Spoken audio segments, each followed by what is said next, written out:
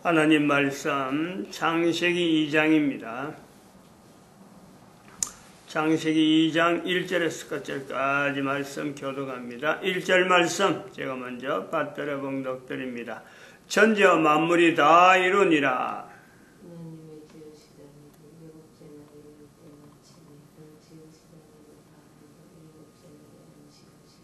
하나님이 일곱째 날을 복주사 거룩하게 하셨으니 이는 하나님이 그 창조하시며 만드시던 모든 일을 마치시고 이날에 안식하셨음이더라. 너희가 하나님의 성전인 것과 하나님의 성령이 너희 안에 거하시는 것을 알지 못하느냐. 모든 정사와 권세와 능력과 주관하는 자와 이 세상과 오는 세상 일컫는 모든 이름 위에 뛰어나게 하시고 또 만물을 그 발 아래 복종하게 하시고 그를 만물 위에 교회의 머리로 주셨느니라. 교회는 그의 몸이니 만물 안에서 만물을 충만케 하시는 자의 충만이니라. 오늘은 10월 10일이잖아요. 10월 10일. 우리는 간단하게 이렇게 10월에서 10월, 10월에서 11월, 10일. 그래서 이걸 쌍십이라 쌍십. 별로 우리는 그렇게 무덤덤하게 지냅니다. 그러나 이것은 이날은 오늘은 이웃하는 중국에서 보면요, 이건 엄청나게 중요한 날이잖아요. 중국은 1년 중에서 이 날이 제일 큰 날입니다. 제일 큰 날. 여러 가지가 의미가 있어요. 어떻게 해서 쌍십을 이렇게 했는지는 모르는데, 중국 사람들이 좋아하는 숫자가 열이에요, 열. 열이란 말이에요. 그럼 이 열이라는 거는, 교회에서는 일반적으로 7을 이야기하는데, 그는 7은 성경에서 나타난 대로 거룩한 숫자다. 이렇게 하는 것이 7이에요. 오늘 창세기 2장에도 7이 나오잖아요. 열은 중국 사람들이 계산하잖아요, 계산. 계산이 굉장히 밝고, 상거래를 굉장히 오래 일찍부터 해가지고, 손가락으로 숫자를 잘라서 하나, 둘, 셋, 넷, 10손가락, 10발가락. 열은 가진 것 전부 다예요. 그 숫자로 계산할 수 있는 것에서 그러니까 내가 뭔가 가진다 하면 열을 가진다 하면 다 가지는 게 된단 말이에요. 다. 이 다 가지는 것에 대한 이 열망, 이것이 굉장히 깊어갖고 열이라는 숫자를 굉장히 좋아하는, 그까지 가자는 거죠. 10까지 가자 이거죠. 하나, 둘, 셋, 넷 사람을 세워서 10까지 가고 또 10까지 갔다가 또 한 묶음하고 이런 식으로 해서 열 하다 보면 전체가 다 나오니까 오늘날 우리 십진법이라고 하는 그 개념에서 이 사람들이, 중국 사람들이 굉장히 일찍부터 이걸 좋아하게 되는 거예요. 근데 이것에서 이제 하나 더 추가해서, 쌍십절은 현재 중국을 일으키는 중공군이죠, 공산당 창건일입니다, 창건일. 이것은 다른 말로 하면은 지금 현재 중국이 공산당으로 되어 있으니까 중국을 어찌 보면 창건, 중국을 다시 세웠다. 이런 창립국일이 되는 거죠. 그런 걸 건설국가라고 하나. 공산당 창당으로 이날을 일부러 중국 사람들이 좋아하니까 날짜를. 그러니까 10월에다가 10일 하자. 이렇게 해서 중국 공산당이 이제 그때는 창건일로 자기들이 결정했는데 그것이 이제 중국 공산당으로 통일이 되니까 겹경사죠, 겹경사. 그러니까 어마어마하게, 인위적인 어떤 국경일입니다. 근데 이 아침에, 제가 중국하고 전혀 관계없는 사람인데, 왜 중국의 국경일을 지금 이야기하느냐. 또 우리는 왜 국경일이 바로 이웃인데, 중국의 이웃인데도 불구하고 이것을 무덤덤하게 지내느냐. 여기 아주 묘한 일이 있는 거예요. 우리는 바로 10월 9일, 바로 전날, 우리는 한글날을 통해서요, 오래전부터 국경일에 대한 이 개념이 10월 9일에 다 쏟아버린 거예요. 그러니까 옆에 나라에서 중국에서 국경을 한다 그래도 거들떠볼 수가 없는 거지. 뭐 거들떠볼 필요가 없는 거예요. 우리는 오랫동안 이 한글 때문에 중국의 국경일인데도 불구하고 무덤덤하게 지날 수밖에 없는, 또 지나는 것 자체가 어찌 보면 다행인 그런 요소가 있단 말이죠. 이런 것을 볼 때 또다시 한글을 국경일로 만든 것은 어찌 보면은 중국이 대한민국을 간섭하면서 또 현재 정권이 중국에 굉장히 치중되어 있는 이런 어떤 경향을 볼 때는 앞 정권에 뭐 누가 했는지, 이명박 대통령이 됐는지, 박근혜 대통령이 됐는지, 박근혜 대통령 아니고 분명히 앞에 정권에서 이 나라를 국경일로 다시 회복한 것은요, 어찌 보면은 성견지명이 있는 엄청나게 좋은 그런 어떤 치적을 한 거로 우리는 인정을 해줘야 돼요. 만약에 지금 이 정권에서 한글날을 국경일로 정하자고 하면요, 분명히 이건 반대가 나옵니다. 안 됩니다, 이거는. 왜냐하면 바로 이런 쌍십절을 무색해 하는 10월 9일에 어떤 걸림돌이 되니까 이걸 절대 찬성하거나 받아들이지 않을 거예요. 뭐 다음대로 미루는 어떤 일이더라도 안 받아들일 거예요. 이제 이런 내용이 있단 말이죠. 그러면은 중국이라 하는 입장하고 대한민국이라 하는 입장을 우리가 볼 때 이 한글을 통해서도 우리가 비교해 볼 수 있는 거예요. 한글날이 앞에 있었기 때문에 중국군이 뭐 한글날 뒤에 하려고 일부러 그런 건 한 건 아니고 자기들이 좋아하는 날짜에 비해서 숫자에 딱 하다 보니까 10월 10일이 됐는데 우리는 벌써 그 주시경 선생이 이걸 한글날 10월 9일로 제정했다는데 어떤 근거로 했는지는 모르겠어요. 그러나 주시경 선생이 10월 9일로 결정을 해서 그대에서 오랫동안 뭐 수십 년 동안 지내오다가 이것을 이제 해방 후에 결획된 거니까 100년 단위도 안 갑니다. 분명한 거는 거의 비슷하게 쌍십절이 간 거나 한글날이 이렇게 제정된 거나 거의 비슷한 연대란 말이에요. 연대가. 쌍십절은 1947년인가 49년인가 우리 대한민국 6.25 사변 나기 전에니까. 그리고 쌍십절은 한글날은 해방 후에 또 그것도 6.25 사변 전에 결정한 그런 어떤 주장이단 말이에요. 그럼 이제 여기에서 우리는 한글이라 하는 것 때문에 또 한번 중국하고 비교해 볼 수 있는 이 엄청난 요소가 있는 거예요. 중국이 지금 뭐 경제적으로 미국하고 겨눈다 샀고 미국에 지금 어제 국방부 무슨 특사가 중국을 방문했는데 아주 중국의 외교부장이 아주 냉대하는 그래서 미국하고 뭔가 대등한 어떤 위치에서 미국을 흔들락하는 이런 내용을 보이고 있으면서 미국과 중국이 뭔가 서로 경쟁하는 그런 어떤 대등한 위치가 있는 듯이 보이는데 어물성설이 될 수밖에 없는 것은 중국이 아무리 그래 봐봐야 한계가 어쩔 수 없는 한계를 가지는 즉 다시 말하면 전 세계 패권국가 되려고 애를 쓰지만은 절대적으로 패권국가 될 수 없는 그 요소 하나가요. 중국의 언어가 어렵다는 거예요. 중국의 언어는 아직도 지금 그런마 수준밖에 안 되는 그런 요소가 있는 거예요. 중국민 전체에게 정말 중국 사람들이 지금 언어를 통일시킬 수 있느냐? 어림도 없어요. 언어 통일이 안 된다는 거예요. 언어 통일이. 그거에 비하면은 대한민국의 한글은 대한민국 자체가 오늘날 대한민국이 될 수 있는데요. 아주 원동력이죠, 원동력. 온 국민들 아이고 국민이 남북한이 아무리 갈라지도 수십 년 동안 갈라져 있더라도 언어가 하나 되니까 이 같이 되려고 하는 요소가 있죠. 같이 뭉치잖아요.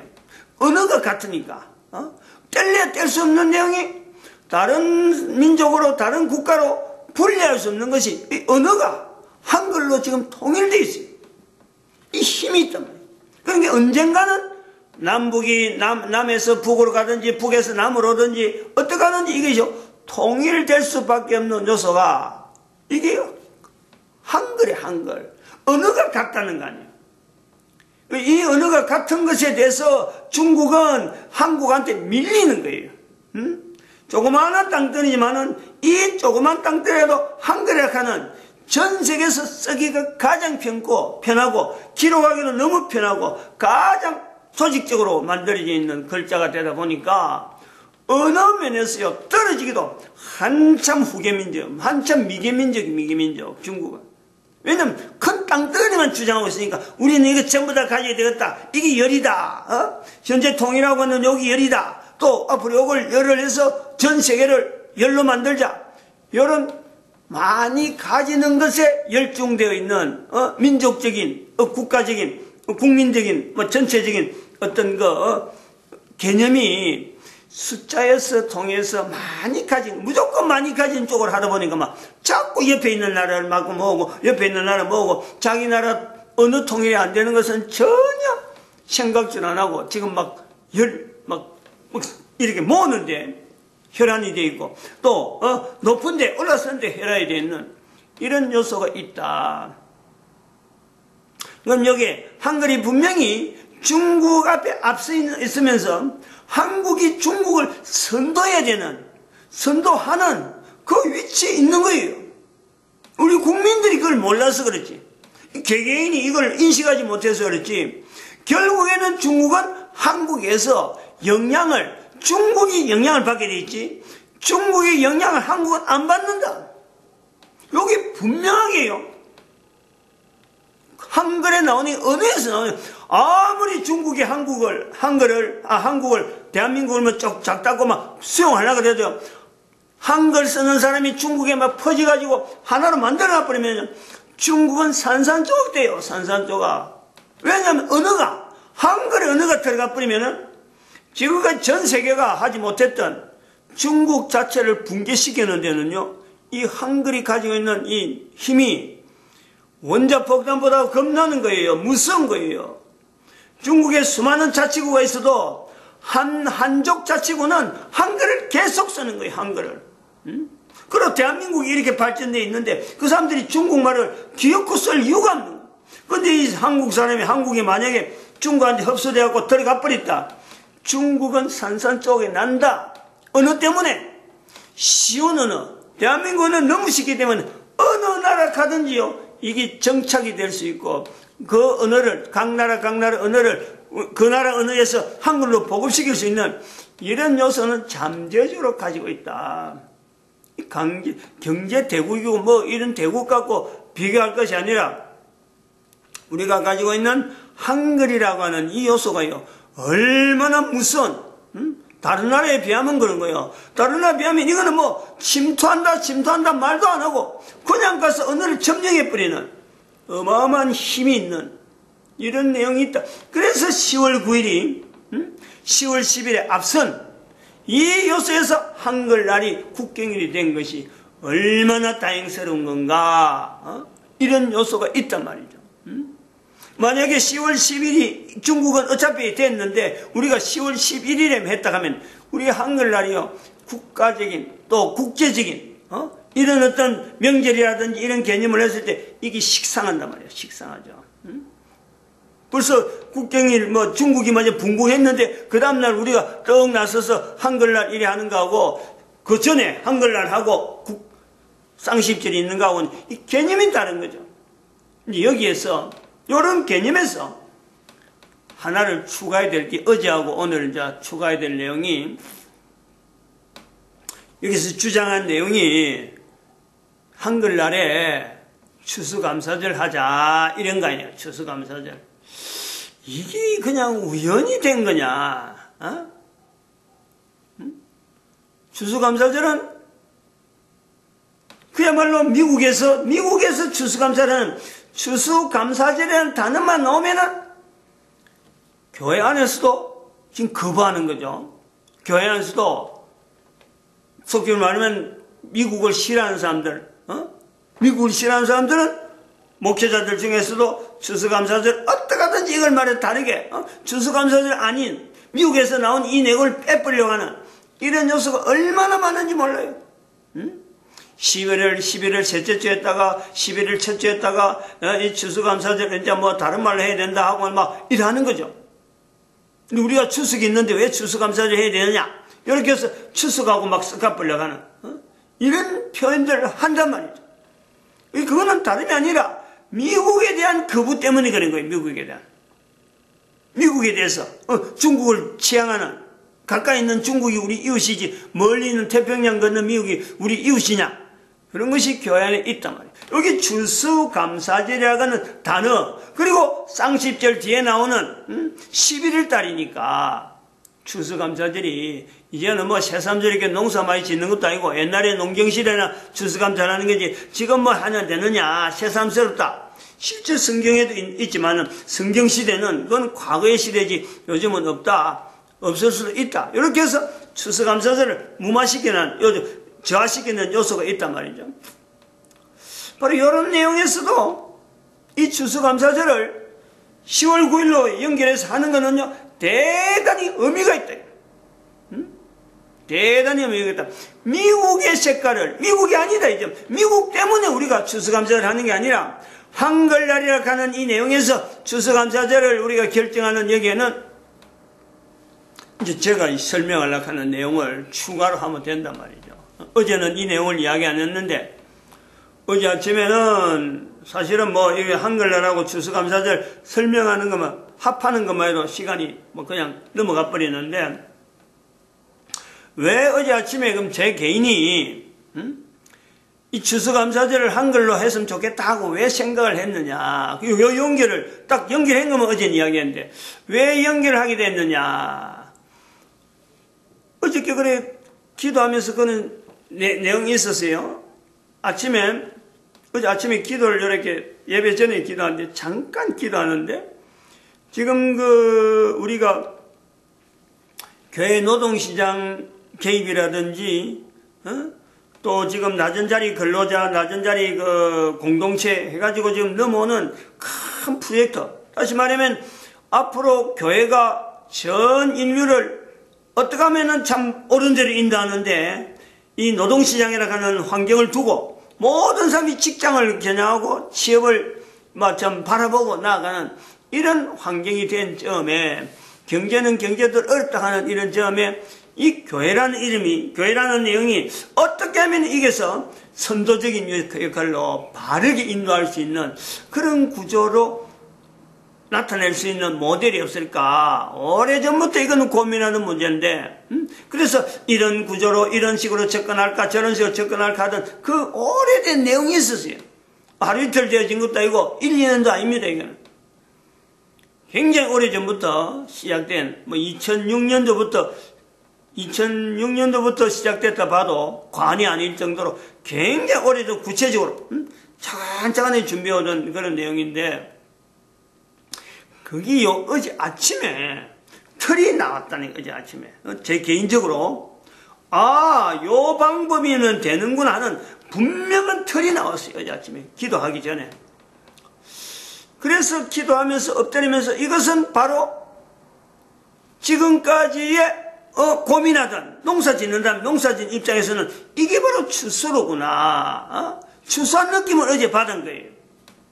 이제 수확을 하는 느낌을 받았다면, 그동안 고민하는데 이게 어떻게 될 수 있느냐 확인해야 되는데 분명한 방법은 안 나오고, 지금 그러고 수요일날 되면 반드시 또 오늘 저녁이네, 수요일 되면 이걸 강의를 하고 넘어오는데 이걸 설명해야 될 때가 지금 자꾸 다가오는 거예요. 아직까지 그걸 분명한 틀은 밝히지 못하고 지금 한 몇 주 있으면 밝혀야 될 이런 어떤 강박감이 있음에도 불구하고 고민스러운 거예요.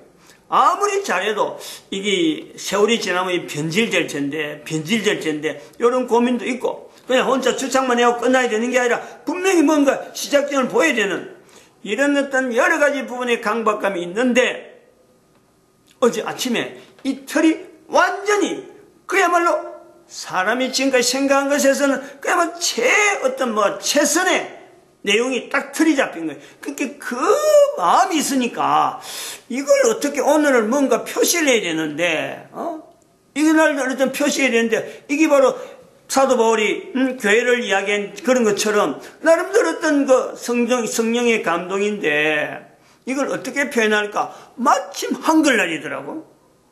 마침 한글날이 딱 기억되면서 한글날에 이걸 내가 나타내네. 그러니까 이게 추수하고 연결되는 게 자연스럽잖아요. 그러면 11월 달에 있는 추수감사절, 그 뒤에 갈 거 뭐 있어? 꼬마 추수감사절을, 요거로 돼서 추수감사절 앞으로 10월 9일을 만드는 것으로 기념하는 이건 하나님 앞에 드리는, 하나님의 마음으로 사람이 하는 일이 아니라 하나님이 하시는 것이고, 이제는 10월 9일에 맞춰서 이렇게 깨달음을 주고 인도하셨구나. 누구든지 고백할 수 있잖아요. 누구든지. 특히 대한민국 사람이라면은, 한글을 쓰는 사람이라면은, 아니 이거 자연스럽게 받아들일 수 있는 어떤 구조가요, 세계가 만나는 거예요. 10월 9일 날에 어제 아침에 한글날 만나고 추수감사절 만나고 지금까지 가졌던 교회 노동시장 개입의 틀을 만나는 이 세 가지가 있어서 단어로 추수락하는 내용으로 모아질 수 있는 내용이 있겠다.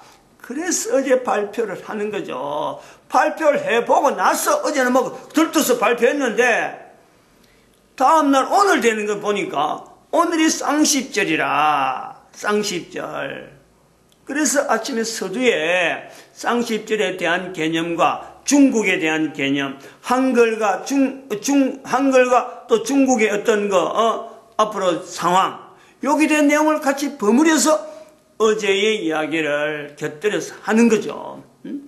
근거 없이 그냥 떠내기처럼 나오는 내용이 아니고 10월 9일은 앞으로 추수감사를 반드시 해야 된다. 확정적인 내용을 이야기하는 거죠. 괜히 미국하고 갈등 때문에 미국의 추수감사절 이런 내용을 쓸 필요 없고, 미국에서는 추수감사절이 좋은 내용으로 전 세계 지금 보급돼서 거의 대부분 나라 사람들이 추수감사절 쓰고 있고, 우리나라도 추석이라는 내용이 있었는데 하나님에게 감사하는 내용이 없는 추석, 그 추석을 이제는 통일시키는 거예요.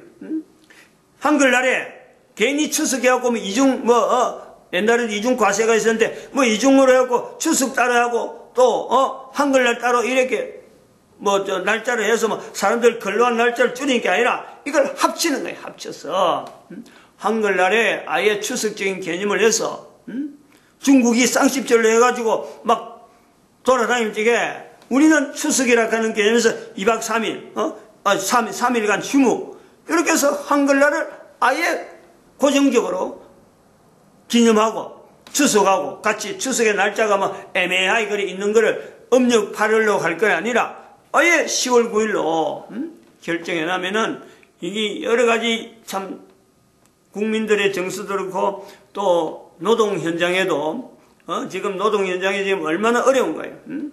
계속해서 많이 노는 날짜만 자꾸 만들어가지고 노동자를 위하는 것이 하지만은, 그러면서 또 근로하는 이런 돈은 또 많이 줘야 되니까 경영자는 경영자도 어렵고, 노동한 사람들로 부담이 되는 이런 구조에 노동시장 현장하고 지금 딱 맞아가지고 10월 9일을 추수감사절 그리고 추석 이런 개념으로 전체를 모으는, 그래야 한글 자체가요, 이게 부각이 되잖아요. 전 세계에 부각되고, 쌍십절하고 이야기할 적에 반드시 한글날을 먼저 이야기하게 된 전 세계 사람들의 어떤 유도, 중국을 이야기할 때 쌍십절을 반드시 이야기하는데 한글이 그 앞에 있게 되는 이런 것은 또 어쩌면 홍보 면에서도 굉장히 유리한 그런 요소가 있단 말이에요.